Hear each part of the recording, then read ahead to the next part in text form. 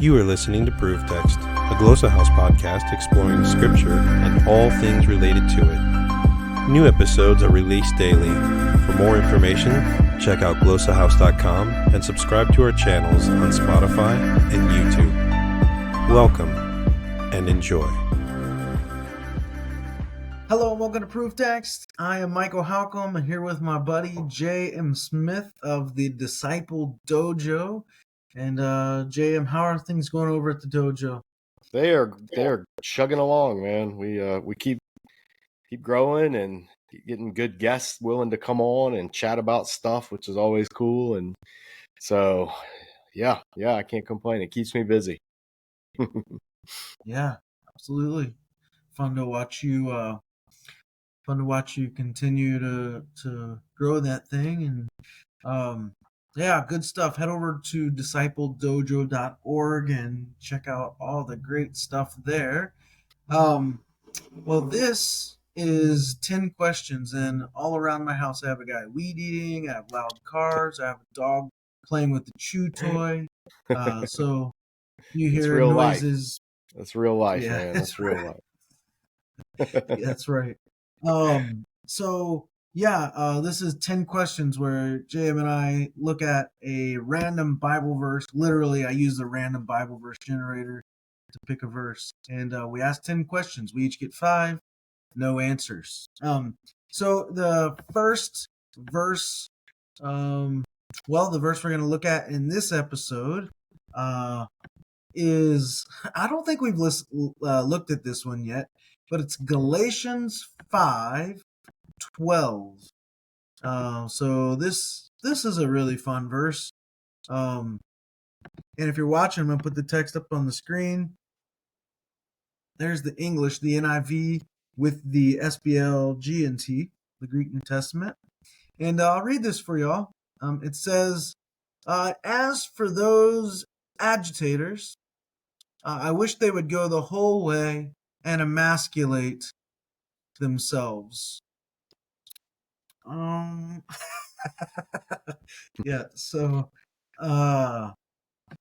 yeah, this is interesting. What an interesting verse. All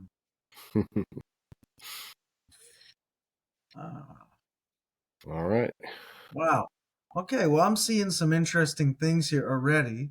But do you want to lead off with question number 1, or you want me to? I'll go with question number 1 for this one, and I want to know why. The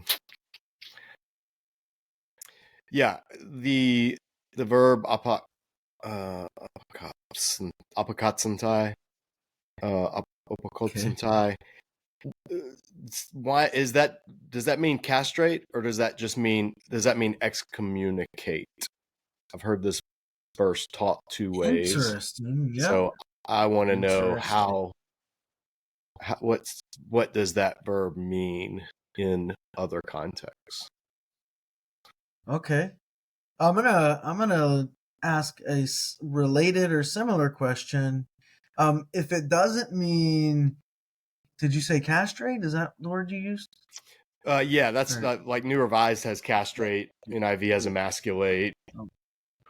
So if it doesn't mean emasculate or castrate or excommunicate, does it just mean to cut off? And if so, does this understanding and translating it that way open up a lot of links to other sections of the letter where you have the language of cutting going on? So, I guess, yeah. If it's cutting, is it cutting? And if so, is that a preferred choice because it might open up other avenues for understanding different parts of the letter? That's kind of like almost like a hidden answer inside of a question there. That's breaking the rules. Well, This whole verse brings uh, up so many questions. yeah. Okay, so we both got one under the belt, pun intended. All right. um, my next question. So I'm starting at questions about the words and then moving outwards to context. So I Mm-hmm. still have a question about the words, and that is the next word, anastatuntes. What does that mean? Like, what is the Mm-hmm. agitators? To agitate, to subvert, to overthrow.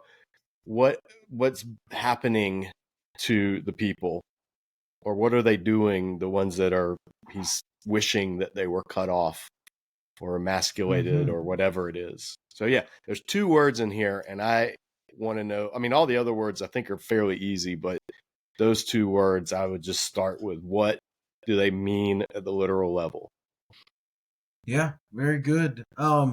So what I think is interesting too is here you have Anastatundes, but back in Galatians 1, and I'm going to flip over there just so people can see.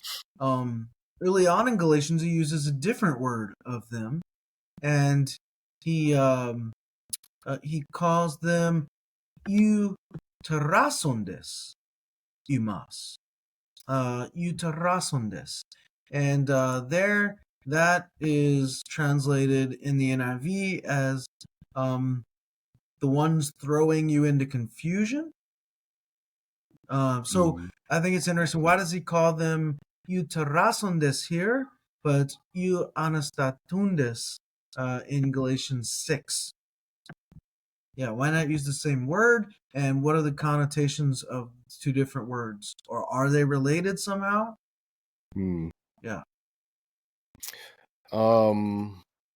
My third question is well, then now I'd back up to What verse context were we in at? What verse were we 12, at? Sorry. 512, Six- Oh, 512. 512. I was looking at Yeah. 6. I was like, man, I'm going crazy here. Okay, 512. Yeah, my third question would be context question. Who is the you that's being talked about? Mm-hmm. Is it because Galatians is well, my question I'm asking is Galatia is a region to my knowledge, and again, I'm an Old Testament guy more than New Testament, but I think Galatia is like a region rather than a city. And so the Galatians would be like multiple churches rather than like one church. So is he writing, is this to like all the Christians in that area? Is it to a particular church and the members of that church? Um, how broad is this audience? How Mm-hmm. widespread was this problem of these agitators? Very good. The third question for me is who are the agitators? Are the ones you anastatundes? Who are they? Hmm. Can we know? It would seem that, it's possible there's some clues early on, but who are they? That's Yeah. important to know. My fourth question would be how rhetorical is Paul being here? Like, how tongue in cheek is he being with this? Does he literally wish this? Or is he is he using rhetoric? Like, is he intentionally Yeah. exaggerating or intentionally being over the top, hyperbolic, using a word play, Hmm. possibly? Yeah. Yeah. So that's my question. Yes. That's a really interesting question because just a few verses later he says the fruit of the spirit is love, joy, peace, forbearance, kindness. Doesn't seem to be very kind there when he's saying that. And just a few verses after that, in 6:1, brothers and sisters, if someone's caught in a sin, you who live by the Spirit should restore that person gently. Uh, Telling some people you wish they had emasculate or castrate themselves does not seem kind or a gentle restoration. So what is going on rhetorically here?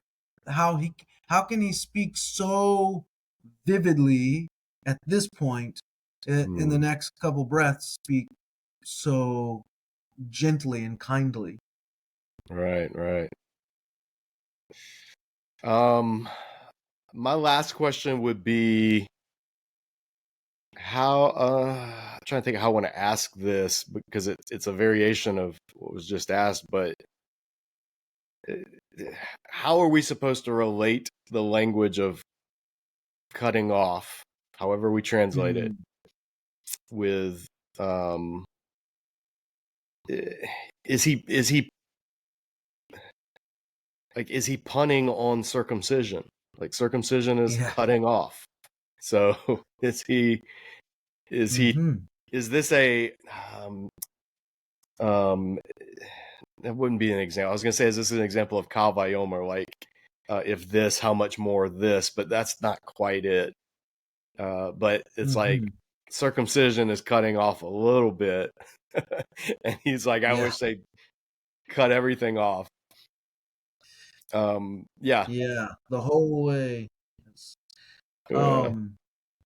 So I mean, there's a whole bunch of translation issues here. I don't see so in English it has so I'm going to go to my last question. They would go the whole way? That is nowhere in the text. What translation is that? NIV? Go the whole way. Yeah. Is that okay? Yeah, that is nowhere in the Greek. Yeah, oh, okay. I wish also, right, that Right. would cut. They would cut off. And really, you almost want like an M dash right here or something.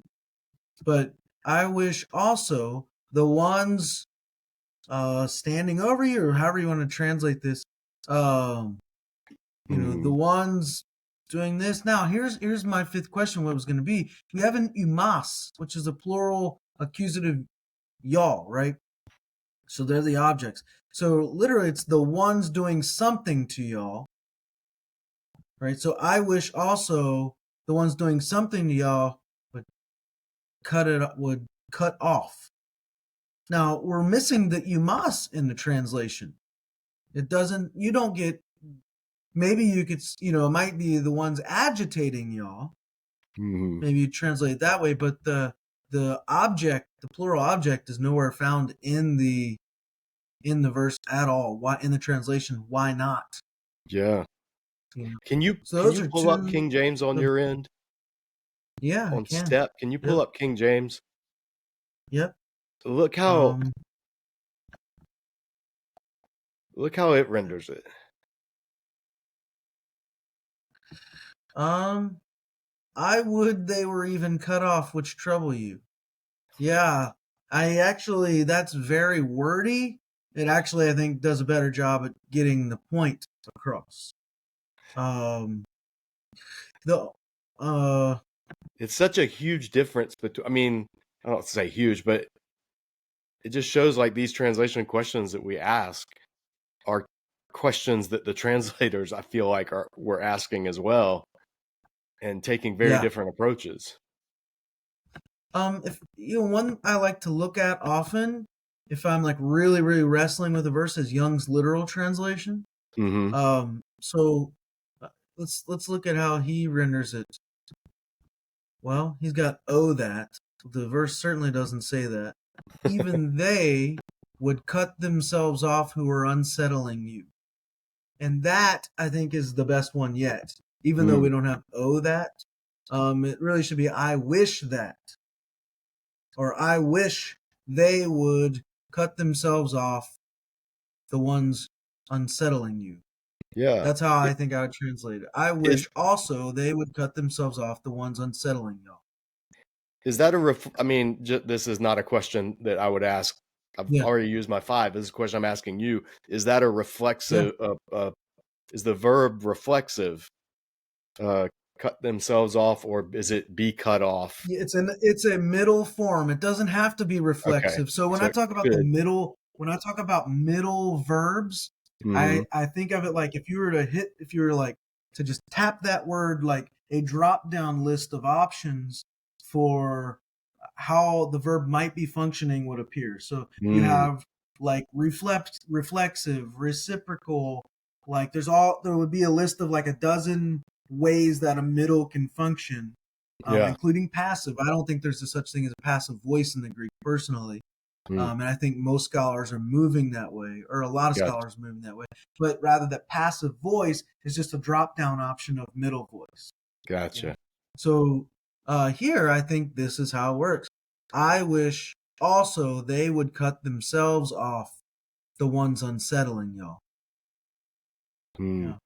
That's a good So thing. I mean, that's a good little rabbit trail to go down, especially for viewers that don't have Greek, or have a little bit of Greek like me, is to see just how, because otherwise they might think, oh, the translators are just going with what they want, instead of, like you're saying, there is a legitimate range of ways you can handle middle verbs. Like it's legitimate. It's not I think a lot of times that's what I hear from people, is they just don't trust translations other than whichever one they prefer, and they think that yeah, there's that kind of thing going on, like, oh, you're just making stuff up. yeah, Or so I think that's a really helpful little side trail to yeah. go on. Absolutely. I think in Greek studies, we're moving away from the idea of a middle voice and a passive voice and an active voice, rather Mm. to just an active and a middle voice. And the middle voice has a bunch of drop down options. And so now linguistically, we're starting to talk about, uh, rather than middle and passive, subject affectedness in the middle. Hmm. And how is the subject being affected? And I Yeah. think this is the right way to talk about it. Mm. But yeah, these are very different English translations when you compare these three. Yeah. I mean, very different. Yeah. Like Yeah. agitators doesn't appear in KJV or YLT. Whole way doesn't appear in KJV or YLT. Emasculate doesn't appear in KJV or YLT. Right? Cut does appear in KJV and YLT, which should be a signal. But then you also have trouble, and then unsettling. So Mhm. yeah, it's really important that for people who don't know Greek, they really look closely. I think you're right at these different translations. Yeah. Yeah, Hmm. yeah, good stuff. All right. Fun times. What a cool verse. Yeah, that's a So lot. I'm That's a glad that lot from wasn't a written. small verse. Yeah. Glad that wasn't written about me. Yeah. So, well, friends, we're gonna stop there. Before we do, let me say, go check out discipledojo.org. Check out JM's YouTube page, the Disciple Dojo YouTube page. Check out glossahouse.com and the Glossa House YouTube page. We're trying to grow slowly. We'll see how it goes. But got a lot of good stuff over there.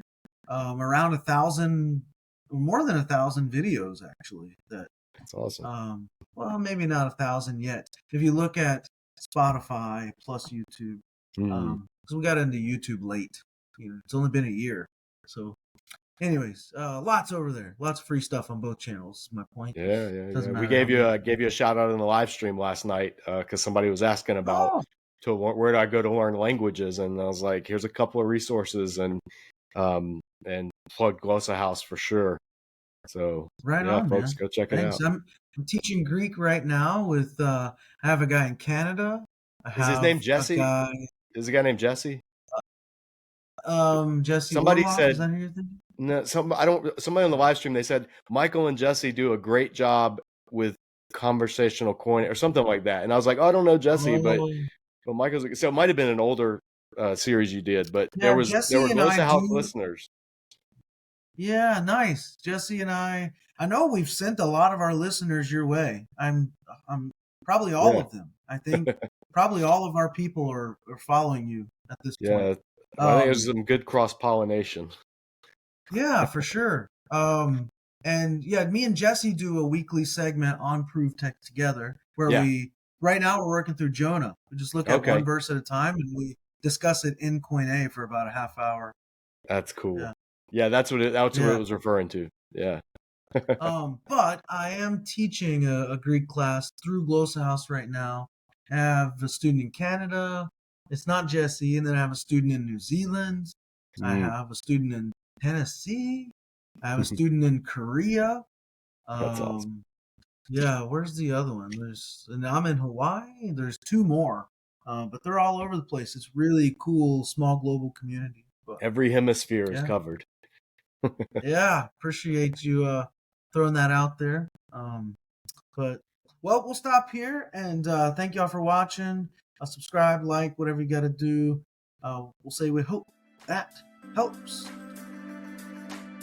Interested in growing your ancient language skills but not sure where to start? Glossa House can help. From illustrated readers and short stories to lexicons and grammars, Glossa House offers a variety of resources for beginning, intermediate, and experienced ancient language learners. Head to glossahouse.com today. Glossa House, language resources for the global community.